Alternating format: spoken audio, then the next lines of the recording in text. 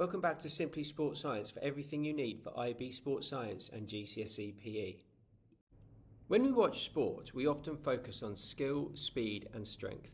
But underneath almost every physical interaction in sport sits a simple physics concept that explains why collisions look the way they do, why some impacts are more dangerous than others, and how athletes can both improve performance and reduce injury risk.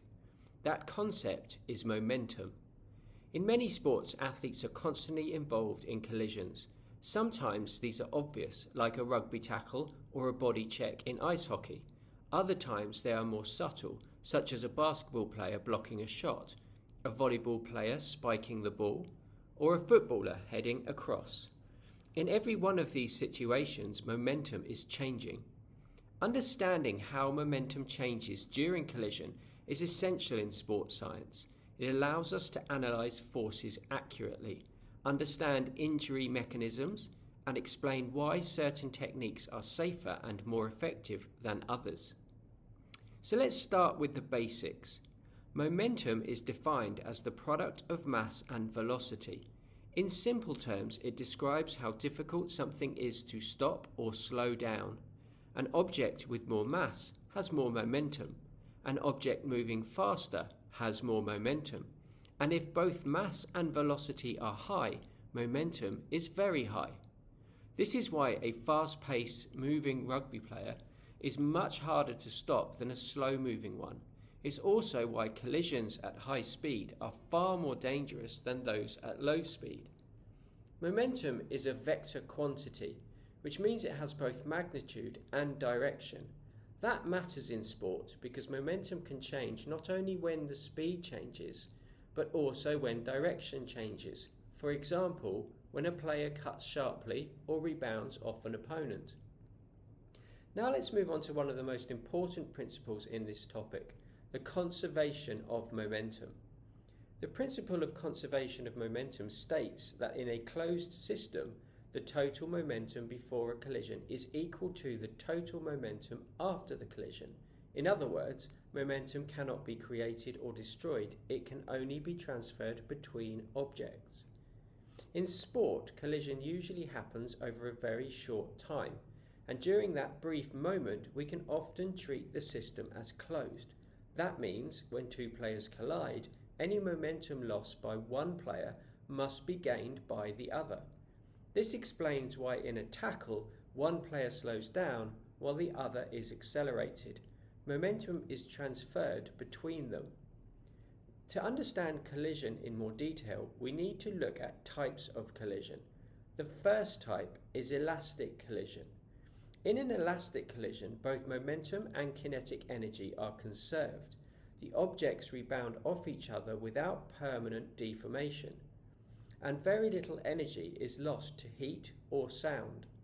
Perfect elastic collisions are rare in sport, especially between players. However, collisions between balls can come close. Think about tennis, squash, or snooker. When the balls collide, they bounce apart with most of their energy returned. The second type of collision is inelastic collision. In inelastic collision, momentum is conserved, but kinetic energy is not. Some of the kinetic energy is lost and converted into other forms, such as heat, sound, or deformation. Most collisions in sport are inelastic. A football tackle is a good example. When two players collide, some energy is absorbed by muscle tissue, some by the equipment, and some is lost as sound. The players don't rebound cleanly, instead they often slow down or fall over. A special case of this is the perfectly inelastic collision. These occur when two objects stick together and move as one after impact. Momentum is still conserved, but the maximum amount of kinetic energy is lost. In sport, this can be seen when a rugby tackle results in both players falling to the ground together and moving briefly as one single mass. These collisions involve very large momentum changes and significant energy dissipation. So far we've talked about momentum, but to understand how momentum changes during collision, we need another key concept, impulse. Impulse describes the change in momentum of an object. It depends on two things: the force applied and the time over which that force acts.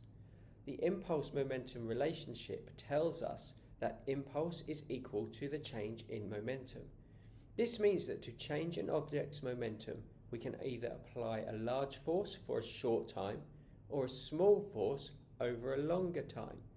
This idea is absolutely central to both performance and injury prevention within sport. So let's apply it to collisions. If an athlete needs to bring another athlete to a stop, the change in momentum required is the same regardless of how the tackle is made, but the force experienced depends on how long the collision lasts.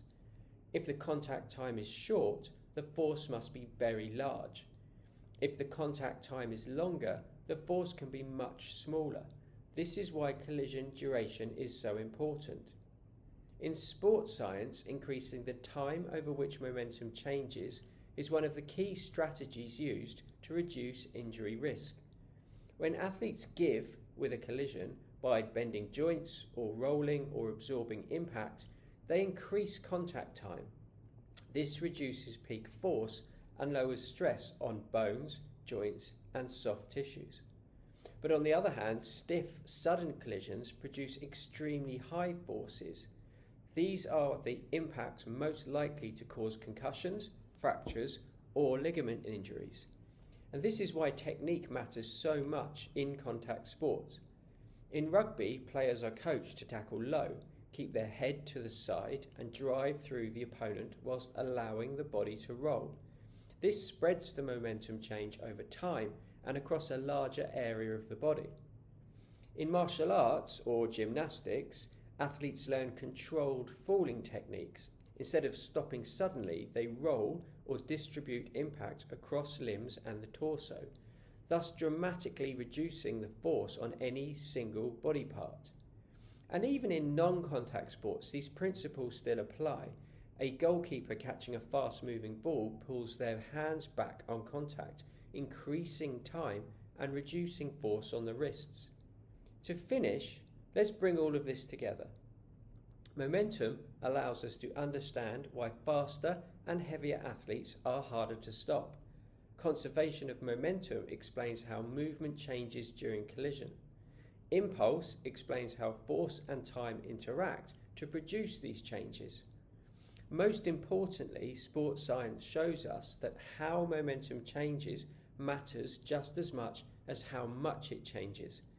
By increasing collision time and spreading forces effectively, athletes can perform at a higher level whilst reducing the risk of injury. That's why momentum and collision are such a core topic for us in sports science, because they connect physics directly to real performance, real coaching decisions, and real athlete safety. Thanks for watching Simply Sports Science. If you found this helpful, make sure you like the video, subscribe to the channel and hit the bell so you don't miss any of our IB Sports Science content.